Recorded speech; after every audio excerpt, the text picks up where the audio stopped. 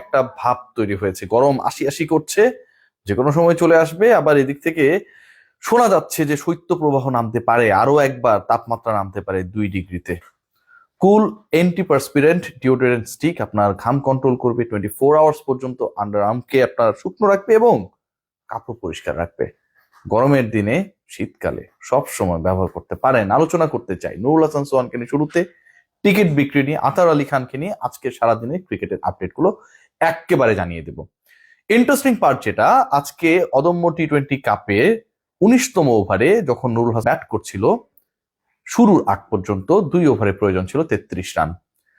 নুরুল হাসান সোহান সেই 19তম ওভারে তুললেন 4 ছক্কা, একটা 2-এ 26।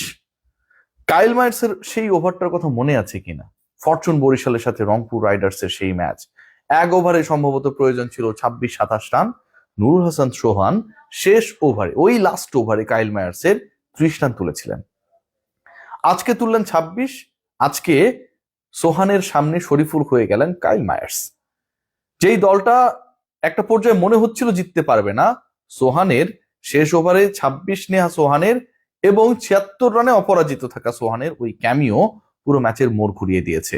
এবং এই ঘটনা যখন ঘটেছে, ঠিক তখন কিছুটা হলেও মন খারাপ হওয়াটা খুব স্বাভাবিক। কেন জানেন? রাত পোহালেই টি-20 বিশ্বকাপ শুরু হচ্ছে।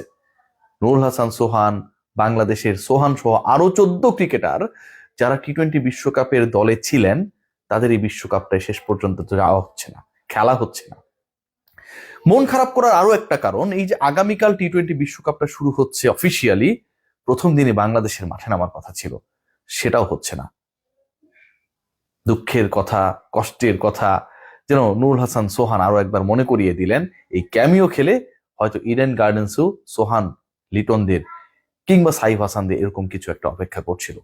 টি-20 বিশ্বকাপ নিয়ে আলোচনা করছি। টি-20 বিশ্বকাপের এই আলোচনায় টি-20 বিশ্বকাপকে রিলেট করতেই হয়। বাংলাদেশের না থাকাটা আমাদেরকে যেমন কষ্ট দিয়েছে, এবং এই কষ্টটুকু শুধু সেরকম কষ্ট না যে আপনি আমি কষ্ট পেলাম একটু পরে ভুলে গেলাম, ব্যাপারটা এরকমটা না।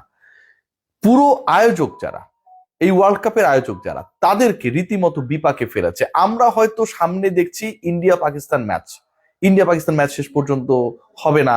15 তারিখের ম্যাচের ব্যাপারে ইন্ডিয়া খুবই আগ্রহী, পারলে পাকিস্তানের পা ধরে। কিন্তু পাকিস্তানের প্রধানমন্ত্রী থেকে সেনাপ্রধান সবাই জানিয়ে দিয়েছে যে আসলে আমরা এই খেলাটা খেলতে চাই না। সেই ম্যাচের আড়ালে যে কত লসের মধ্যে রয়েছে আইসিসি, জাস্ট একটা স্ট্যাট দিলে আপনারা দেখতে পাবেন। দেখুন, 65,000 ধারণ ক্ষমতার যে স্টেডিয়াম, সেখানটায় ওয়েস্ট ইন্ডিজ স্কটল্যান্ডের ম্যাচের টিকিট বিক্রি হয়নি 3,000ও। 3,000 টিকিট বিক্রি করতে পারেনি, 62,000 ব্ল্যাঙ্ক, এবং এর সাথে কিছু হয়তো কমপ্লিমেন্টারি টিকিট অ্যাড হবে। 2,917টা টিকিট বিক্রি হয়েছে এই স্কটল্যান্ড এবং ওয়েস্ট ইন্ডিজ ম্যাচের। আর ইতালি স্কটল্যান্ডে যে ম্যাচটা রয়েছে, নর্থ আমেরিকার সাথে ইউরোপের যে ম্যাচ রয়েছে, সেই ম্যাচটা, মানে এই 2 ম্যাচই কিন্তু বাংলাদেশের গ্রুপের ম্যাচ। স্কটল্যান্ড বাংলাদেশকে রিপ্লেস করেছে, সেই ম্যাচের টিকিট বিক্রি হয়েছে কতটি গেস করতে পারেন? আমি শিওর আপনারা গেস করেও বাজিতে জিততে পারবেন না। 348টা, 350 টিকিটও বিক্রি হয়নি। এখন এই ইতালির বিপক্ষে যদি বাংলাদেশ খেলতো, সেই ম্যাচে অলমোস্ট স্টেডিয়াম ফুল হয়ে যেত, এই আমার গাট ফিলিং। এবং ওয়েস্ট ইন্ডিজের বিপক্ষে যেই ম্যাচের টিকিট বিক্রি হয়েছে 2,917টা মাত্র, সেখানটাও যদি বাংলাদেশ থাকতো, ইডেন গার্ডেন্স দর্শকে ভরে যেত। শেষ পর্যন্ত বাংলাদেশ নেই, দর্শক নেই, টিকিট বিক্রি নেই, ক্যামিও নেই। সেই ক্যামিও মিরপুর শেরে বাংলা স্টেডিয়ামে নুরুল হাসান সোহান দেখালেন।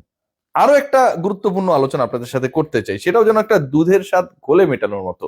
আপনারা সবাই জানেন যে, একটু আগেই যেটা বলছিলাম, যে আগামীকাল থেকে অফিসিয়ালি টি-20 ওয়ার্ল্ড কাপ শুরু হচ্ছে। অফিসিয়ালি সেই টি-20 ওয়ার্ল্ড কাপের উদ্বোধনী ম্যাচে, প্রথম দিনের ম্যাচে বাংলাদেশের নামার কথা, বাংলাদেশ নামতে পারছে না। বাংলাদেশকে রিপ্লেস করা, ভারতীয়দের ইচ্ছা পূরণ করা হয়েছে যেই দলকে ওই জায়গাটা রিপ্লেস করে, সেই স্কটল্যান্ড খেলতে নামবে। মজার ব্যাপার কি জানেন? একদিন আগে, টুর্নামেন্ট শুরুর একদিন আগে ধারাভাষ্য প্যানেলে, কমেন্ট্রি প্যানেলে আতার আলী খানকে অ্যাড করা হয়েছে। এটাও কিন্তু একটা ভয়াবহ, আমার কাছে মনে হয়, ফাইজলামি। আতার ভাইকে আপনি অ্যাড করবেন, বাংলাদেশে তিনি প্রতিনিধিত্ব করবেন, আতার আলী খান সেই ক্যাপাসিটি বিলং করেন, কিন্তু why he has been added just before the day of inauguration? কি কারণে? উদ্বোধনী ম্যাচের একদিন আগে যখন আতার আলী খানকে অ্যাড করা হয়, এটাও যেন তাদের একটা দাদাগিরি শো করা।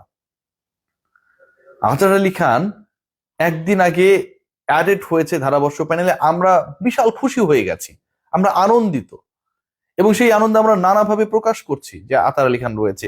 এই নিউজটা আসার পর সব জায়গায় লাভ রিয়াক্ট। আতার আলী খান যদি বাংলাদেশের হয়ে ভারতে গিয়ে ধারাভাষ্য দিতে পারে, আতার আলী তো আমাদের ক্রিকেটেরই অংশ, সাবেক জাতীয় ক্রিকেটার, তাই না? বাংলাদেশের আন্তর্জাতিক ক্রিকেটের প্রথম ম্যান অফ দ্য ম্যাচ আতার আলী খান যদি, আবারও বলছি, ধারাভাষ্য দিতে বাংলাদেশের প্রতিনিধিত্ব করে যেতে পারে, সেক্ষেত্রে তার ভিসা কিংবা তার যাওয়া নিয়ে যদি কোনো প্রতিক্রিয়া, নেগেটিভিটি না থাকে, তাহলে জাতীয় দল কেন খেলতে পারলো না? কন্ট্রাডিক্টরি কিনা ব্যাপারটা?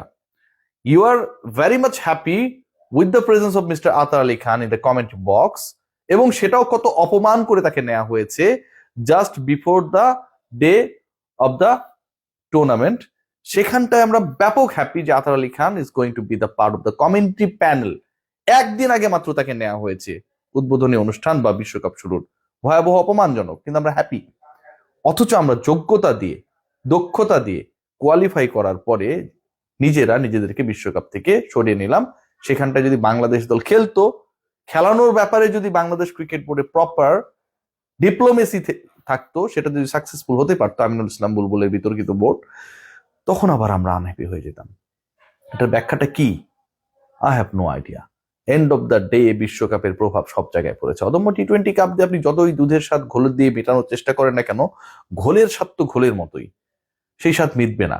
নুরুল হাসান সোহানের সেই ইনিংসটা যদি আজকে মিরপুরে না হয়ে বিশ্বকাপে হতো, হতেই পারতো। এই চেজটা যদি বিশ্বকাপে হতো, এই চেজের ফলে বাংলাদেশ যদি ওয়েস্ট ইন্ডিজকে, স্কটল্যান্ডের পরিবর্তে বাংলাদেশ এখন বাদ পড়ে গেছে, কিংবা অন্য কোনো একটা দলকে হারাতে পারতো, ব্যাপারটা অন্যরকম হতে পারতো। আজকে সেটা হয় নাই, দুঃখজনক। সো আতার আলী খান ভারতে যাচ্ছে ধারাভাষ্য দিতে, আমরা খুবই হ্যাপি। সৈকত ভাই আম্পায়ারিং করবে, আমরা খুবই হ্যাপি, হ্যাপি হওয়ার মতোই। কিন্তু বাংলাদেশ দল খেলবে না, এটাতে আবার আমরা হ্যাপি। সো এটা কেমন ক্যারেক্টার হলো? আমি যদি ইন্ডিয়াকে বয়কট করি, আমার তো কেউই ইন্ডিয়া থাকবে না, অথবা ইন্ডিয়া যেই যাক না কেন তাকেই আমার ভালো লাগবে না, তার জন্য হ্যাপি হওয়ার কোনো কারণ নেই। যে আমাকে, আমার ডিগনিটিকে প্রশ্নবিদ্ধ করেছে, তার জন্য আমি কেন হ্যাপি হব? কিন্তু আমি আতার ভাইয়ের জন্য, সৈকত ভাইদের জন্য হ্যাপি, আবার একই সাথে বাংলাদেশ দল খেলতে যাবে সেটা মানতে আমি আনহ্যাপি। কন্ট্রাডিক্ট করে না? করে তো। বাংলাদেশ দল বিশ্বকাপে থাকতে পারতো প্রপার ওয়েতে যদি আমাদের নেগোসিয়েশনটা হতো, হয়তো এই 7 তারিখের ম্যাচটাই বাংলাদেশ কলম্বোতে খেলতো, শ্রীলঙ্কার মাটিতে খেলতো, ভারতের মাটিতে না খেলেই বাংলাদেশ বিশ্বকাপে অংশগ্রহণ করতো। অনেক কিছুই হলো না, অনেক কিছুই হবার ছিল। এন্ড অফ দ্য ডে আমরা আসলে কোনটাতে হ্যাপি, কোনটাতে unhappy, we have no idea. Nurul Hasan সোহানের 6 বলে 26 রান, 4টা ছক্কা, শেষ ওভারে আগেই ইকুয়েশন মিলিয়ে দেয়া, এটা মিরপুর স্টেডিয়ামে না হয়ে আগামীকাল যদি ইডেন গার্ডেন্সে কোনো একটা প্রতিপক্ষের বিপক্ষে হতো, বাংলাদেশ যদি বিশ্বকাপটায় থাকতো, আমার কাছে মনে হয় আমাদের জয়টা, আমাদের মানসিক জয়, আমাদের শৈল্পিক জয়, আমাদের ক্রিকেটের জয়টা আরো দারুণভাবে হতে পারতো। সবাই ভালো থাকবেন।